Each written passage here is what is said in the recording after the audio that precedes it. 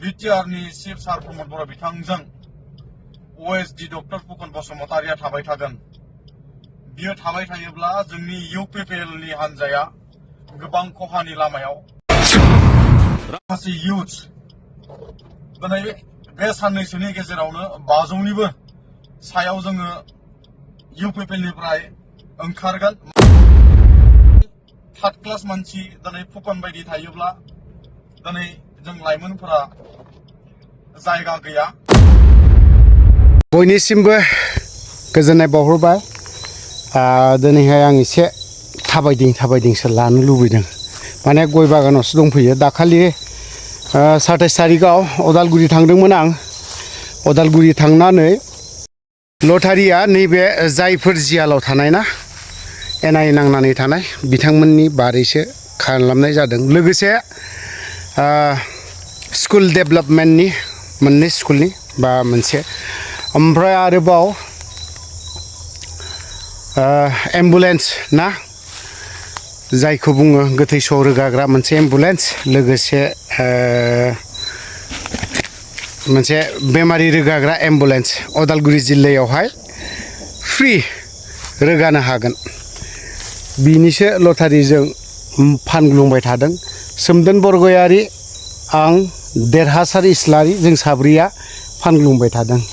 थ' बै बे जायफोर एनआइए नांनानै जेलाव थानाय ना बिथांमोननो न'खराव जा एसे थाइसे थाइनै हैनो हायो नङा होमबा, बिनि बारैसो एसे लाबोनाय जादों। जिखियानो जादोला नोंथांमोना जुदि लानोब्ला अनलाइनाव लानो हागोन। बारा गोलाव गैला आरो समाथ' गोबां सम दङ। लटारिया एभेलेबेल जागोन बे सानथामनि गेजेराव एभेलेबेल। दा जोंनावहाय जाखिनि दङ बे जोबनायनि लाइनाव फैगासिनो दङ। थ' बाथ्राया जाहैबाय मा, मोनसे फेसबुकआवहाय ओरैबायदि इउपिपिएलनि ओएसडि डक्टर माबा फुकनमोनलै बावबाय आं, होना होगोन आं। बिनि बे थायोब्ला इउपिपिएलनि सोद्रोमाफोरा बे सानसे साननैनि गेजेराव 500निबो बारा दिनै ओंखारनायनि बाथ्राखौ बुंदोंमोन। थारैनो इउपिपिएलनि सिङावहाय गुलुं गुजुङा ओंखारमारसिगोन नामा? जों दिनैहाय सायावसो मोजां नुदों, सिङाव नाथाय इउपिपिएलनि माखासे दैदेनगिरिफ्रानो बिराद उजुल गुजुल बाथ्रा जों माब्लाबा खोनाबाय थानायखौ मोनो। नाथाय बेफोरखौ दामनानै होयोब्लाना बै सुबुंफ्रा आयै मानो बिदि जाखोलै, बेफोरबायदि बाथ्राखौ बिखा खायसेब मोनलायो आरोखि। थ' जों उफाय गैया, मोनबानो दामगोन। दिनैहाय थारैनो इउपिपिएलनि आफादगिरि मानगोनां श्रीजुत प्रमद बर' बिथाङा पार्टिखौ सालायनायाव उइक पइन्टआ ओंखारबाय थादों नामा, दुरबला जाबाय थादों नामा?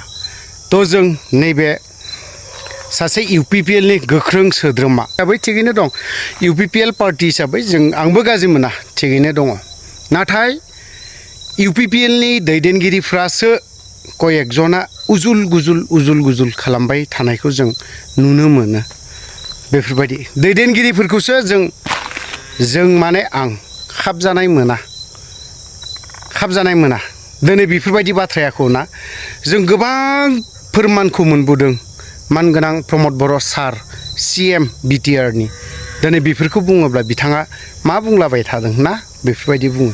राकेश ब्रह्मआ दाखालि नाइट होनायावहाय माने ओरैबायदि बाथ्रा बुंलाबाय थादों, सोर गेरेमसा ना थेरेमसा जों सिनाया, बिटिआरनि बिथाङाबोथ' सासे ट्राइबेल सुबुं, बिखौथ' नोंथाङा नाम मोनथिया, ब्लाड रिलेसन नङा जानो हागौ, जाथिब्लाबोथ' नोंनिनो बर' सुबुं नङा होमबा। बायदि रोखोम बाथ्रा बुंदों। बेफोरबायदि बाथ्राखौ बुङोबा एक्सुवेलि राकेश ब्रह्मआ दाखालि जाखिनि बाथ्रा बुंनाय लाजि मोनदों बियो। बेफोरबायदि आं बुंफिननो गोसो गैया। राकेश ब्रह्मआ सासे मिशन आनसाक्सेस लिडार बियो, आरो माने लिडारनि जग्यता गैया होननानै आं सानगोन।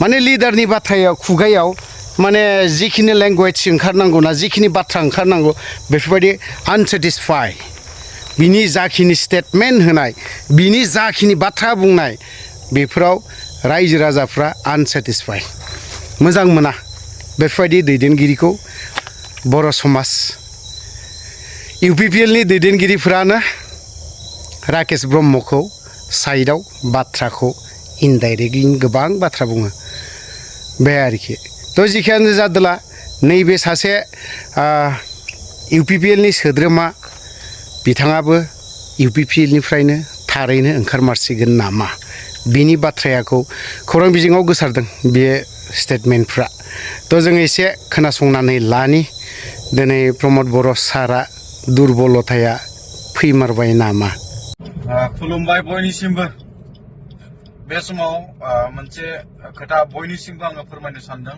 आरो जोंनि इउपिपिएलनि दैदेनगिरिजों लोगोसे रायजो राजाफोरनिसिम आङो मोनसे खोथा फोरमायनो सानदों जोङो मोनथिगौ मानगोनां बिटिआरनि सिएम सार प्रमद बर' बिथाङा दिनै जोंनि बिटिआर ओनसोलनि थाखाय सान हर खामानि मावगासिनो नाथाय दुखु गोनां बाथ्राया बेसो जेब्लासिम बिटिआरनि चिफ सार प्रमद बर' बिथांजों ओएसडि डक्टर फुकन बसुमतारिया थाबाय थागोन बियो थाबाय थायोब्ला जोंनि इउपिपिएलनि हान्जाया गोबां खहानि लामायाव बेखायनो आङो खावलायदों दिनै ओएसडि डक्टर फुकन बसुमतारि बायदिया थाबाय थायोब्ला जोंनि इउपिपिएलनि जे माखासे इयुथ दिनै बे साननैसोनि गेजेरावनो 500निबो सायाव जोङो इउपिपिएलनिफ्राय ओंखारगोन मानो होननानै बुङोब्ला जोङो नंगौ इउपिपिएलखौ जोङो मोजां मोनो जोंनि रायजो राजानि थाखाय खामानि मावगासिनो नाथाय